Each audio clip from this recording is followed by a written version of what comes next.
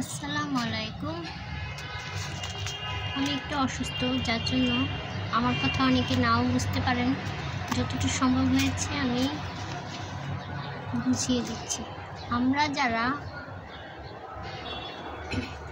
হাইব্রিডের নয়নতারা, যেগুলো অনেক কালারফুল হয়, রেয়ার কালার, অনেক সময় আমরা নার্সারি থেকে কিনে ওটাকে আর বাঁচাতে পারি না। বাসায় নিয়ে এসে লাগানোর পরে টপে স্থাপন করার পরে ওটা আর বাঁচে না। অনেকে এই ভয়তেও এই গাছগুলো নিতে চায় না। যাই হোক, আমি একটু সহজ করে যারা একদম বিগিনার, নতুনদের জন্য নিয়মটা দেখা দিচ্ছি।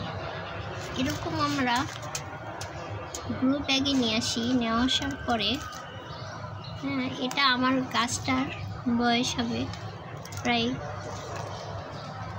1 সপ্তাহ হয়ে গেছে। এভাবেই নিয়ে এসে আমি রেখেছি। এর মধ্যে 4-5টা ফুল ফুটেছে, কলি ছিল, আর 2-3টা ফুল পড়ে গেছে। এখানে বীজ হয়েছে অনেক।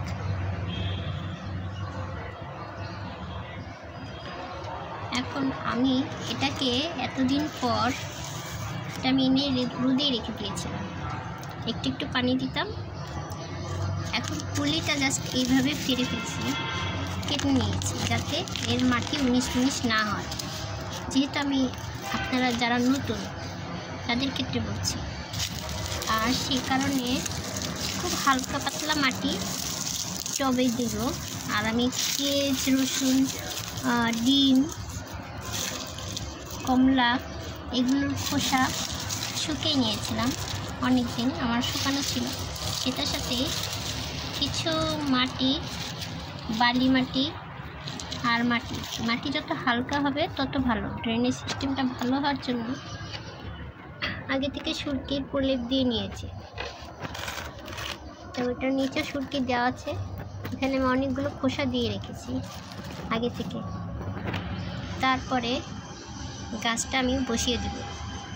তারপরে যতটুকু মাটি লাগে, তাহলে ইনশাল্লাহ গাছটা ভালোভাবে বড় হবে। দেখুন, এইভাবে মাটিটা কিন্তু একেবারে শুকনোও না, একেবারে ভিজেও না, তবে শুকনো হলেই ভালো, তাহলে উঠাতে সক্ষম হবেন। নাহলে শিকড় ছিঁড়ে যাবে যদি ভিজা মাটি হয়। তো এটাকে আমি ডাইরেক্ট এইভাবে বসিয়ে দেব।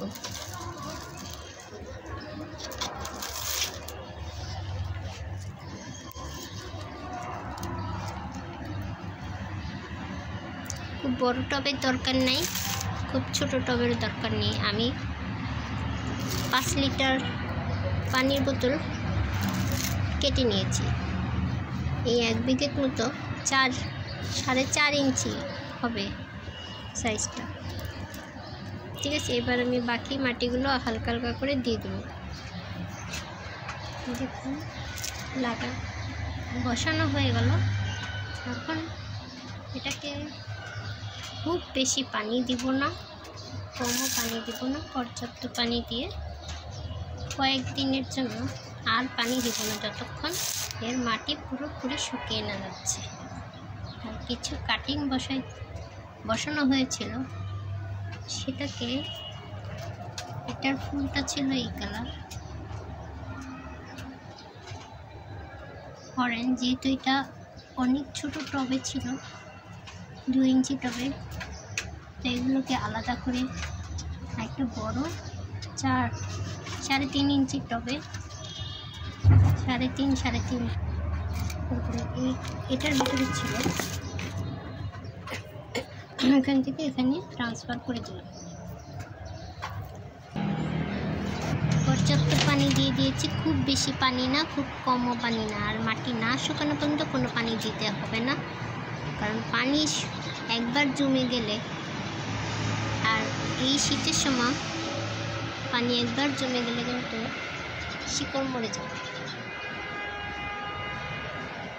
এভাবে আমি রোদে রেখে দিয়েছি।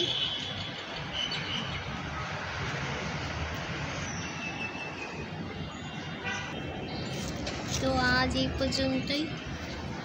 পরবর্তী আরও কোনো নতুন ভিডিও নিয়ে দেখা হবে আপনাদের সাথে। আল্লাহ হাফেজ।